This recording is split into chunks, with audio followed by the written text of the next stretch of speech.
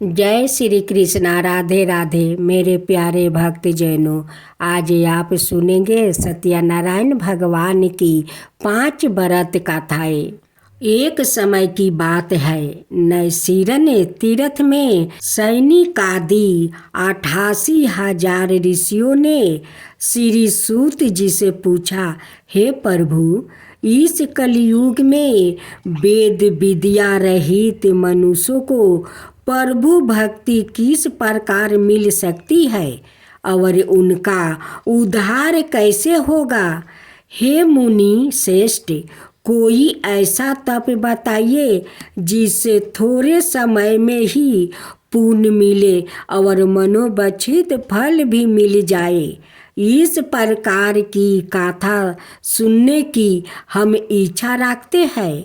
सबर शास्त्रों के गाता सूत जी बोले, हे विष्णु पूज्या, आप सभी ने प्राणियों को हित की बात पूछी है, इसलिए मैं एक ऐसे श्रेष्ठ व्रत को उपाय लोगों को बताऊंगा जिसे नारद जी ने लक्ष्मी नारायण जी से पूछा था और लक्ष्मीपति ने मुनि श्रेष्ठ नारद जी से कहा था, आप सब इसे ध्यान से सुनिए।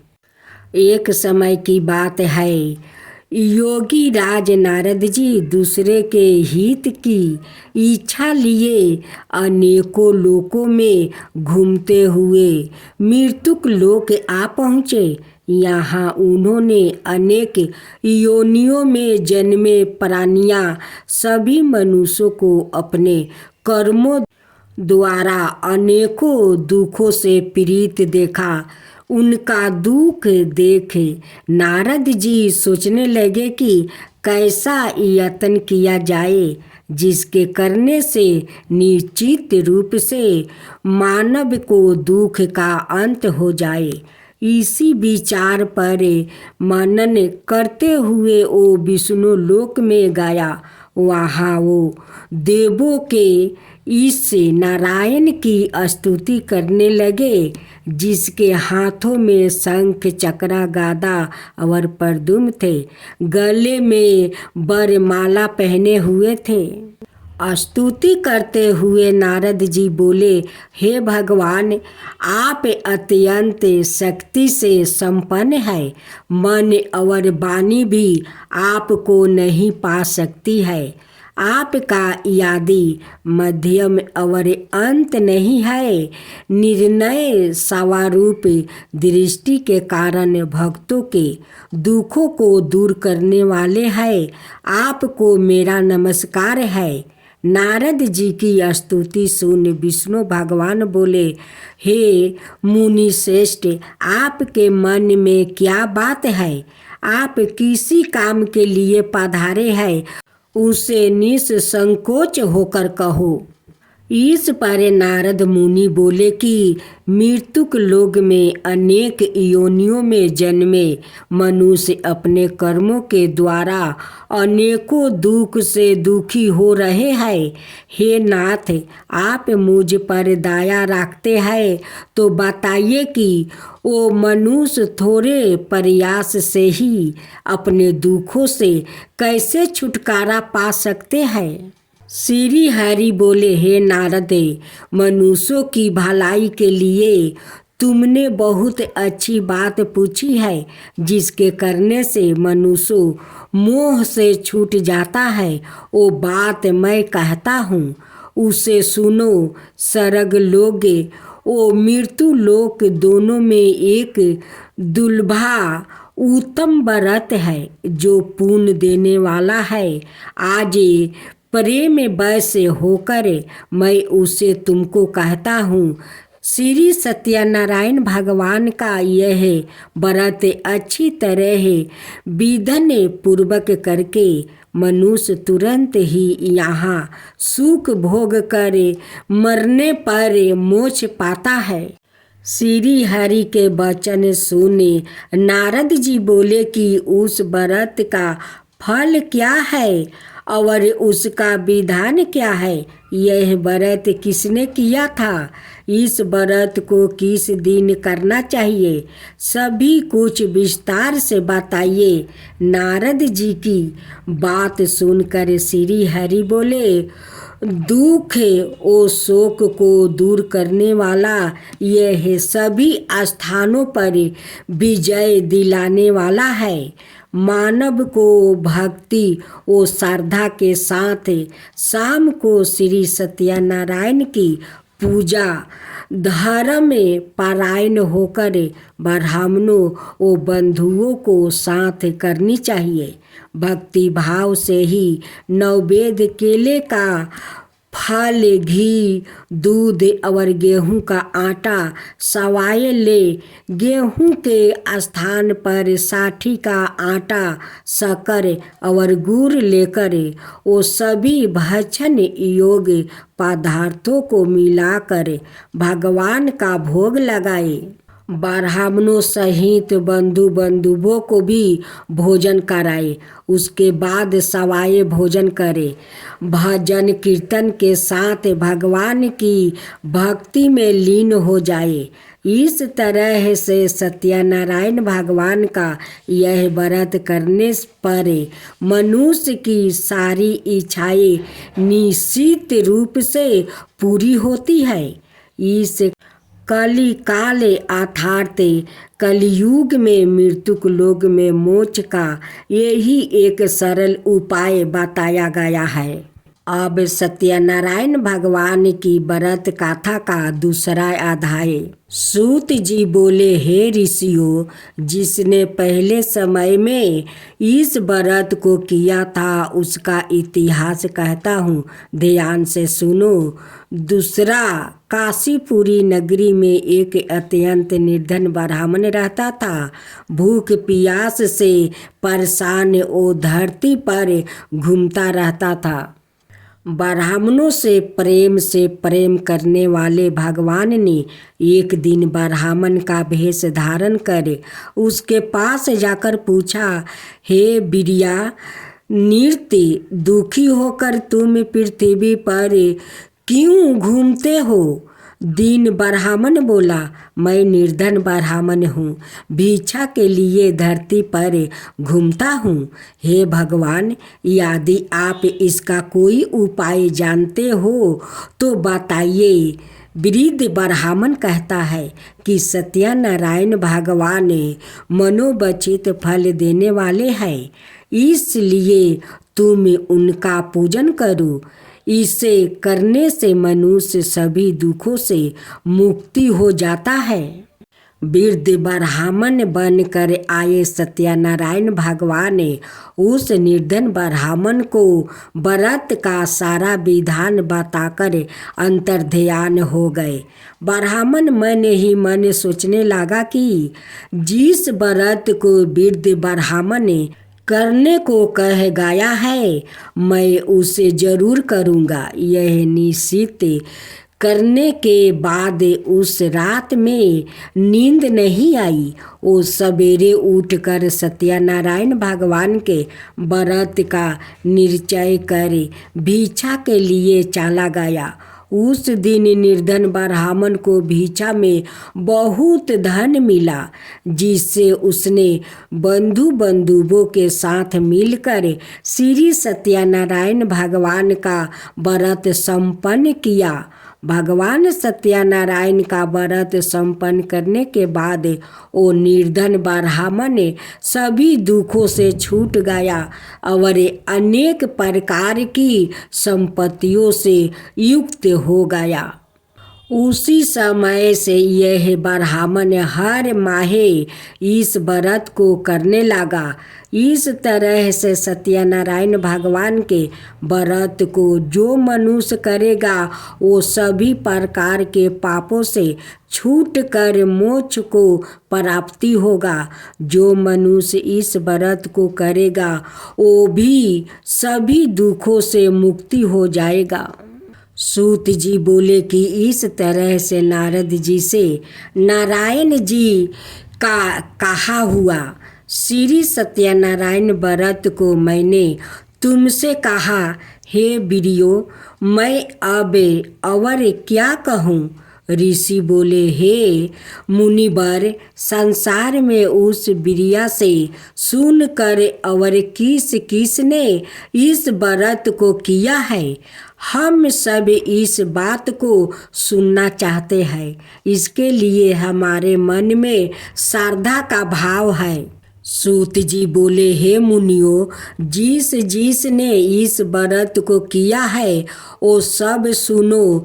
एक समय वही बिरिया धन और ऐश्वर के अनुसार अपने बंधु बंधुओं के साथ इस व्रत को करने को तैयार हुआ। उसी समय एक लकड़ी बेचने वाला बूढ़ा आदमी आया और लकड़ियाँ बाहर रख कर अंदर ब्राह्मण के घर में गया।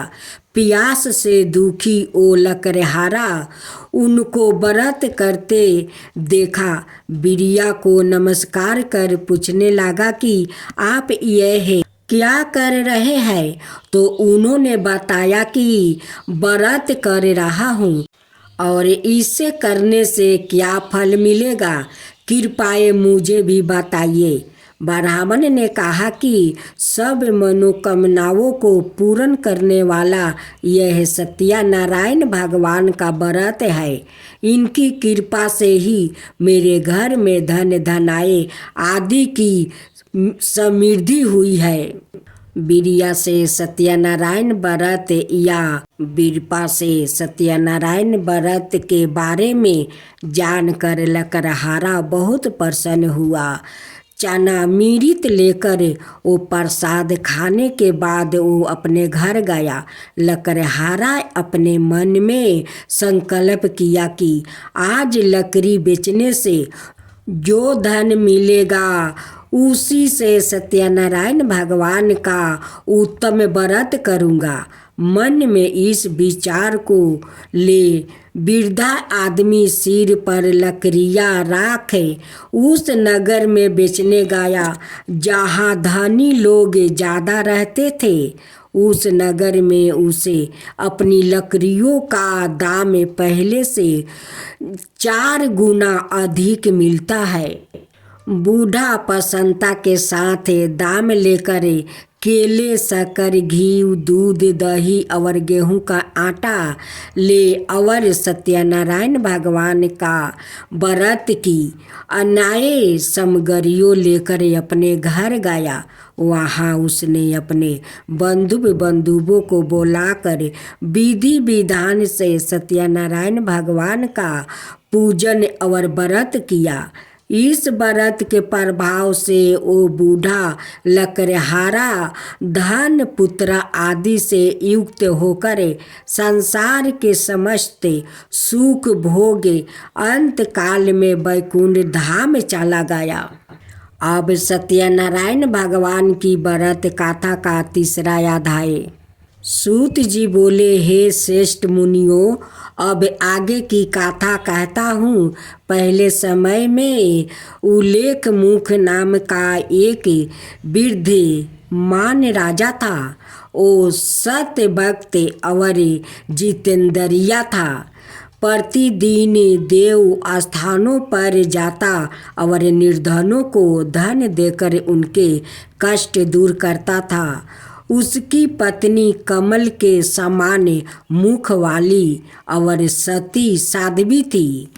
भद्राशाली नदी के तट पर उन दोनों ने श्री सत्यनारायण भगवान का व्रत किया।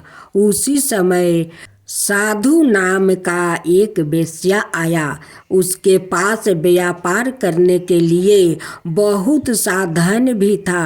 राजा को व्रत करते देखकर वो विनय के साथ पूछने लगा, हे राजन, भक्ति भाव से पूर्ण होकर आप यह क्या कर रहे हैं? मैंने सुनने की इच्छा रखता हूँ, तो आप मुझे बताइए। राजा बोला, हे साधु, आपने बंधुओं के साथ पुत्रादि की प्राप्ति के लिए एक महाशक्तिमान श्री सत्यनारायण भगवान का व्रत और पूजन कर रहा हूँ। राजा के वचन सुन साधु आदर से बोला, हे राजन, मुझे इस व्रत का सारा विधान कहिए। आपके कथन अनुसार मैं भी इस व्रत को करूँगा। मेरी भी संतान नहीं है और इस व्रत को करने से निश्चित रूप से मुझे संतान की प्राप्ति होगी। राजा से व्रत का सारा विधान सुन व्यापार से निमित्त हो वो अपने घर गया। साधु वेश्या ने अपनी पत्नी को संतान देने वाले इस व्रत का वर्णन कह सुनाया और कहा कि जब मेरी संतान होगी तब मैं इस व्रत को करूँगा। साधु ने इस तरह के वचन अपनी पत्नी लीलावती से कहे। एक दिन लीलावती पति के साथ अनंतित हो सांसारिक धर्म में परावृत्त होकर सत्यनारायण भगवान की कृपा से गर्भवती हो गई। 10वें महीने में उसके गर्भ से एक सुंदर कन्या ने जन्म लिया। दिनों दिन वो ऐसे बढ़ने लगी जैसे कि शुक्ला पक्ष का चंद्रमा बढ़ता है। माता पिता ने अपनी कन्या का नाम कालापति रखा। एक दिन लीलापति ने मीठे शब्दों में अपने पति को याद दिलाया कि आपने सत्यनारायण भगवान के जिस व्रत को करने का संकल्प किया था उसे करने का समय आ गया है। आप इस व्रत को करिए। साधु बोला कि हे प्रिय, इस व्रत को मैं उसके विवाह पर करूँगा। इस प्रकार अपनी पत्नी को आश्वासन देकर वो नगर को चला गया।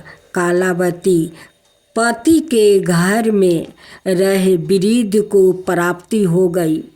साधु ने एक बार नगर में अपनी कन्या को सखियों के साथ देखा तो तुरंत ही दूत को बुलाया और कहा कि मेरी कन्या के योग वर देख कर आओ। साधु की बात सुनकर दूत कंचन नगर में पहुंचा और वहां देखभाल कर लड़की के सुयोग बानिक पुत्रा को ले आया। सुयोग लड़के को देख साधु ने बंधुओं को बुलाकर अपनी पुत्री का विवाह कर दिया।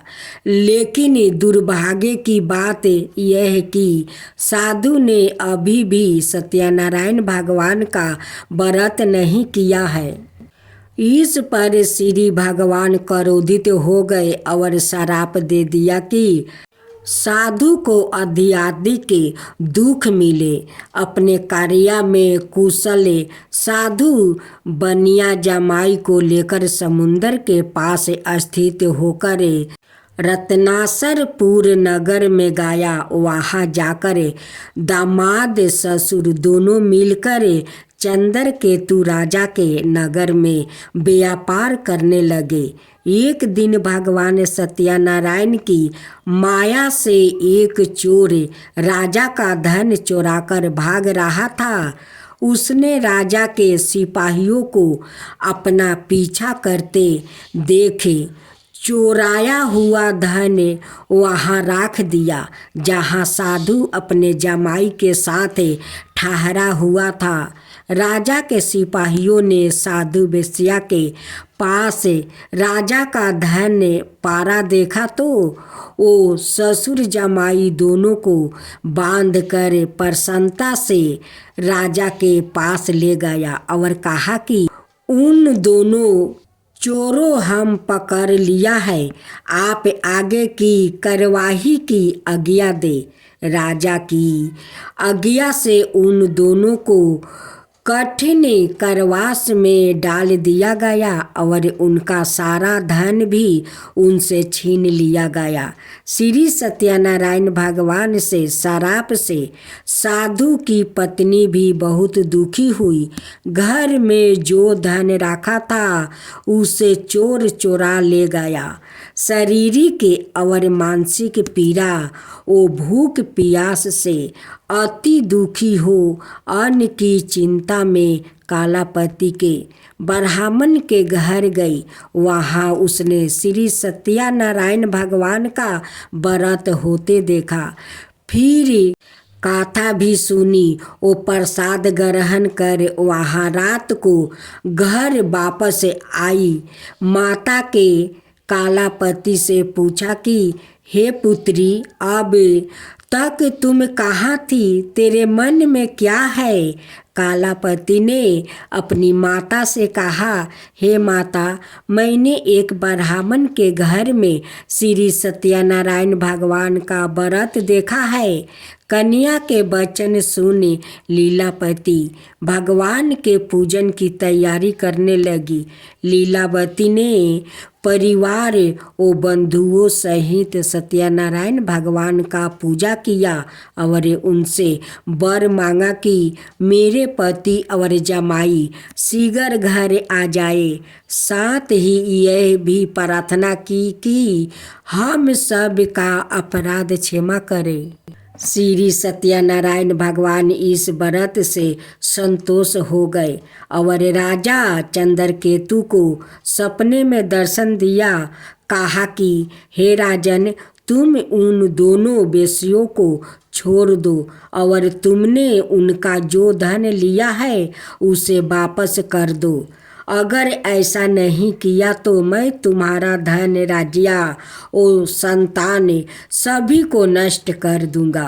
राजा को यह सब कहकर वो अंतर्ध्यान हो गए। प्रातःकाल सभा में राजा ने अपना सपना सुनाया। फिर बोले कि बानिक पुत्र को कैद से मुक्ति कर सभा में लाओ। दोनों ने आते ही राजा को प्रणाम किया।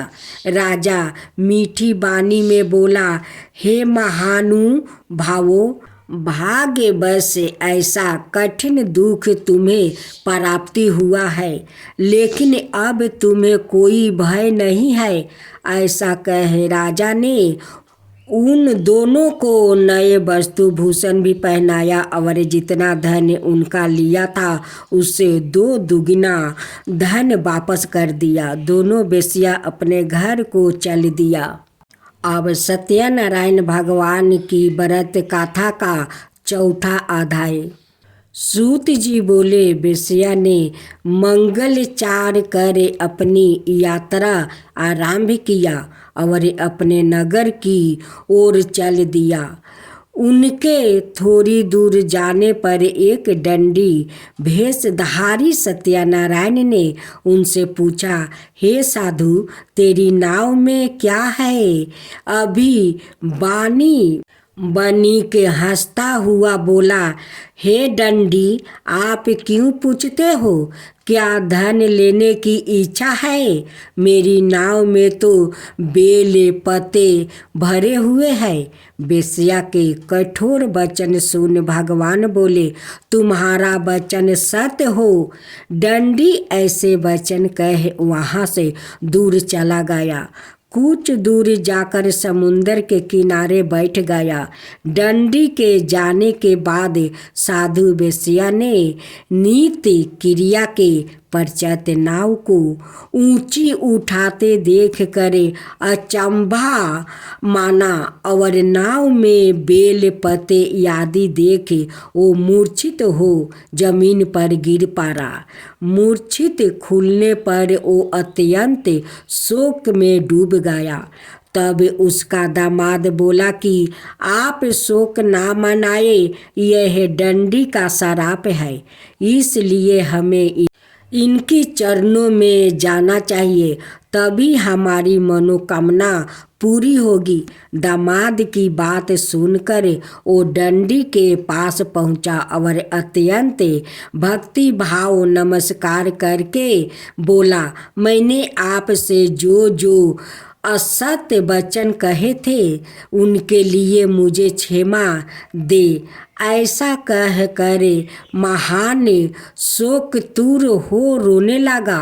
तभी दंडी भगवान बोले, हे मनीक पुत्रा, मेरी आज्ञा से बार बार तुम्हें दुख प्राप्ति हुआ है।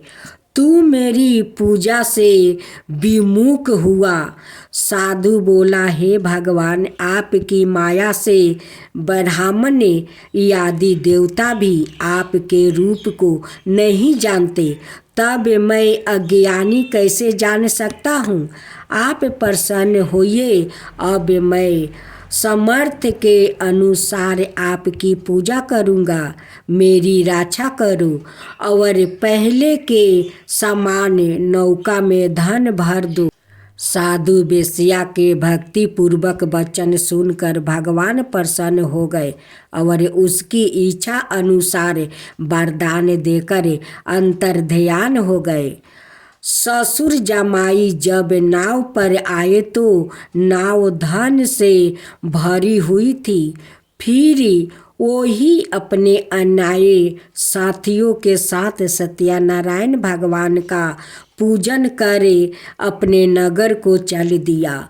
जब नगर नज़दीक पहुँचे तो दूत को घर पर खबर करने के लिए भेज दिया।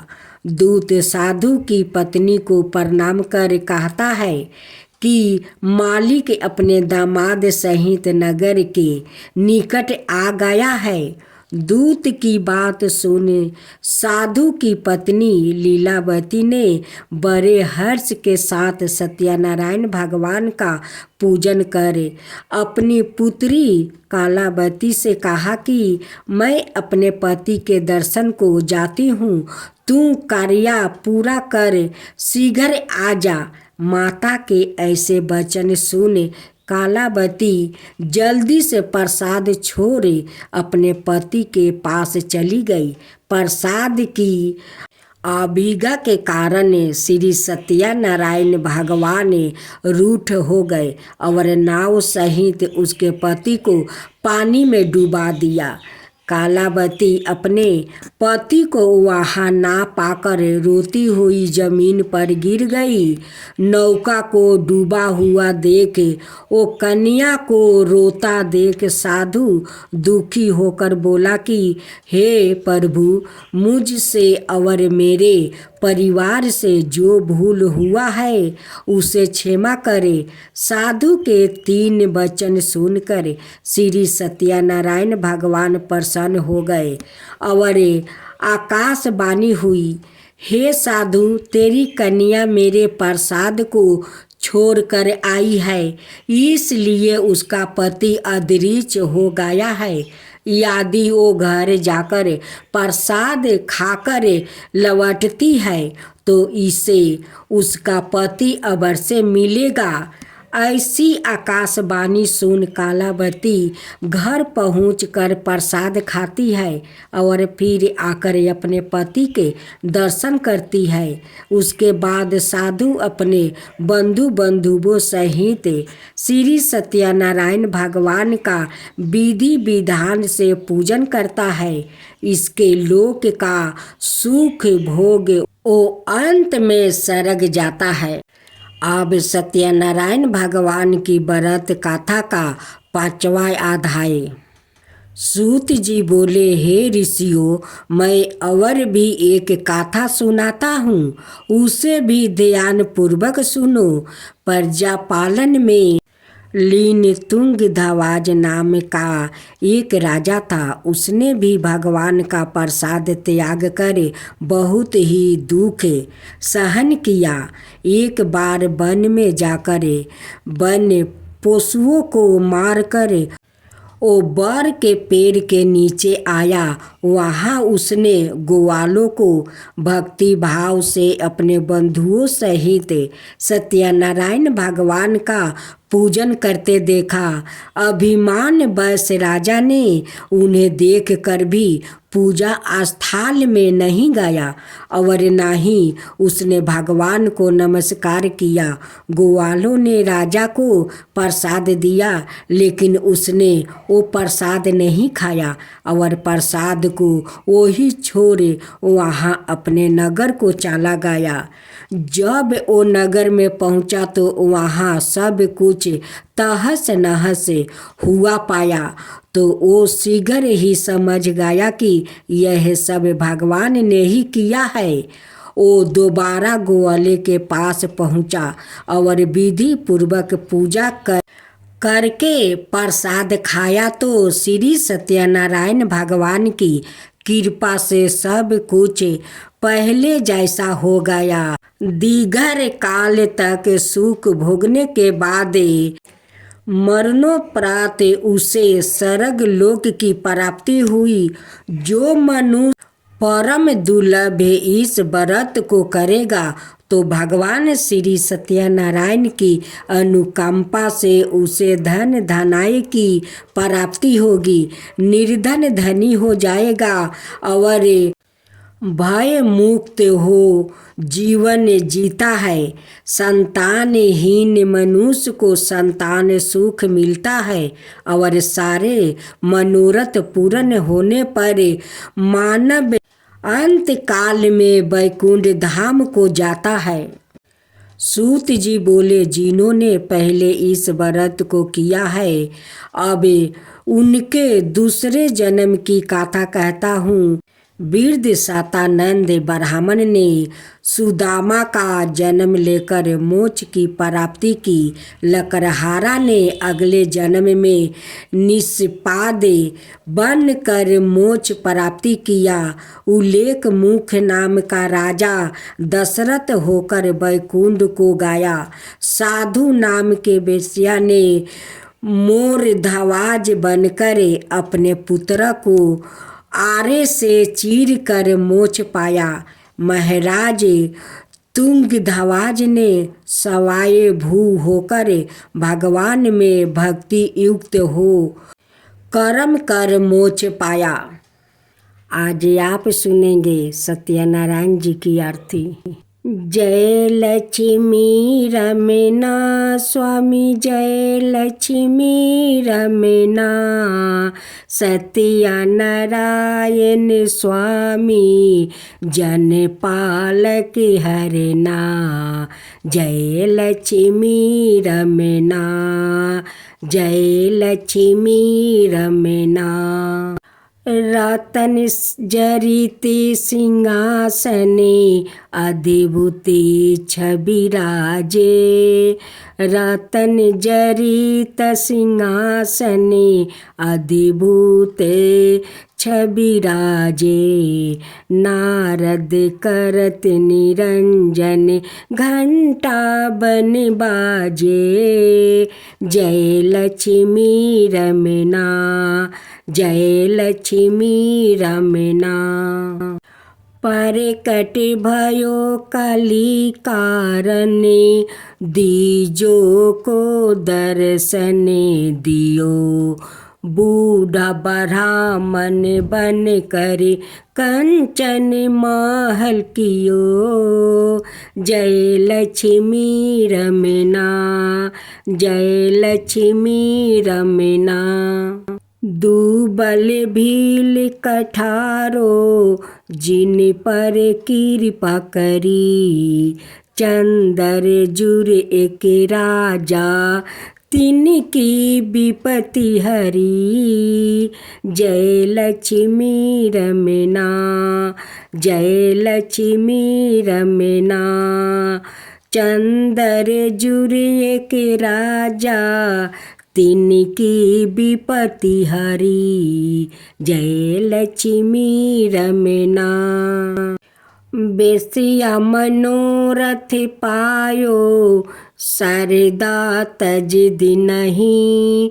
सो फल भोग प्रभु जी, फिर स्तुति की नहीं। जय लक्ष्मी रमना, जय लक्ष्मी रमना। भाव भक्ति के कारण छिन छिन रूप धरो, भाव भक्ति के कारण छिन छिन रूप धरो। शारदा धारण की नहीं, तिनको काज सरो। जय लक्ष्मी रमना, जय लक्ष्मी रमना। ग्वाल बाल संग राजा वन में भक्ति करी। ग्वाल बाल संग राजा वन में भक्ति करी।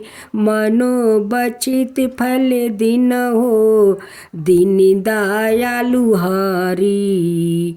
जय लक्ष्मी रमना, जय लक्ष्मी रमना। चढ़त प्रसाद सेवा, केदली फल मेवा। चढ़त प्रसाद सवाए, केदली फल मेवा। धूप दीप तुलसी से राजी सतिया देव। जय लक्ष्मी रमना, धूप दीप तुलसी से राजी सतिया देव। जय लक्ष्मी रमना। सत्या नारायण जी की आरती, सत्या नारायण जी की आरती। जो कोई नर गावे, रिद्धि सिद्धि सुख संपत्ति सहज रूपी पावे। ऋषि सिद्धि सुख संपत्ति सहज रूपी पावे। जय लक्ष्मी रमना, जय लक्ष्मी रमना।